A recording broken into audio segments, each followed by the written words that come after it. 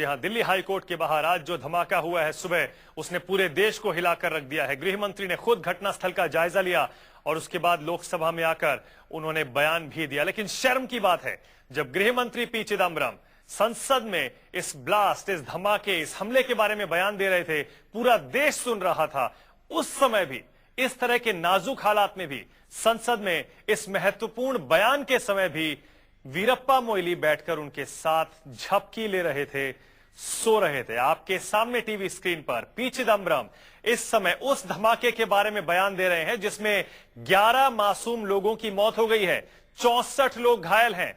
ऐसे में उनके साथी केंद्रीय मंत्री Veerappa Moily corporate affairs minister हैं।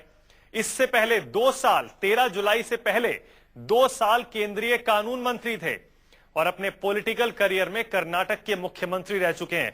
देश के सबसे बड़े राजनेताओं में से एक माने जाते हैं, काफी अनुभवी हैं और कांग्रेस की चीफ सोनिया गांधी के भी करीबी माने जाते रहे हैं।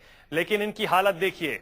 वीरप्पा मोइली ब्लास्ट वाले दिन, जिस दिन देश पर हमला हुआ है, देश की राजधानी में हाई कोर्ट पर हमला हुआ है, 11 लोगों की मौत हुई है, 64 घायल हैं। घायल अभी भी जिंदगी और मौत के बीच झूल रहे हैं। संसद में गृह मंत्री उसी धमाके के बारे में एक अहम बयान दे रहे हैं।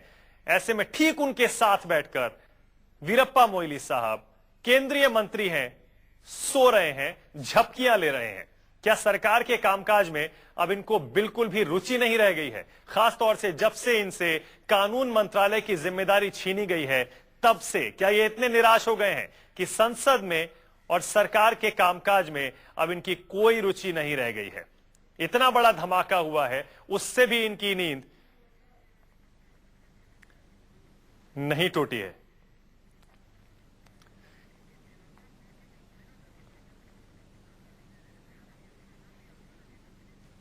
और ये कोई पहली तस्वीर नहीं है। संसद के इसी सत्र के दौरान हमने कई बार पहले भी वीरप्पा मोइली को कैमरे पर सोते हुए न्यूज 24 पर दिखाया है। उनके साथी मंत्री संसद में बयान दे रहे होते थे और वीरप्पा मोइली सो रहे होते थे। कई बार पहले भी दिखाया है। बिल्कुल उसी तरह की तस्वीर आज एक बार फिर। सोचिए जरा, 11 लोगों की मौत हुई है, 64 घायल हैं। गृह मंत्री पी चिदंबरम घटनास्थल का जायजा लेने के बाद पूरे देश को, देश भर से इस संसद में बैठे प्रतिनिधियों को बता रहे हैं कि आखिर इस धमाके में क्या हुआ और वहां क्या हालात हैं। ऐसे में इस जानकारी में भी शायद वीरप्पा मोइली की कोई दिलचस्पी नहीं है, सुनना नहीं चाहते हैं गृह मंत्री क्या कह रहे हैं।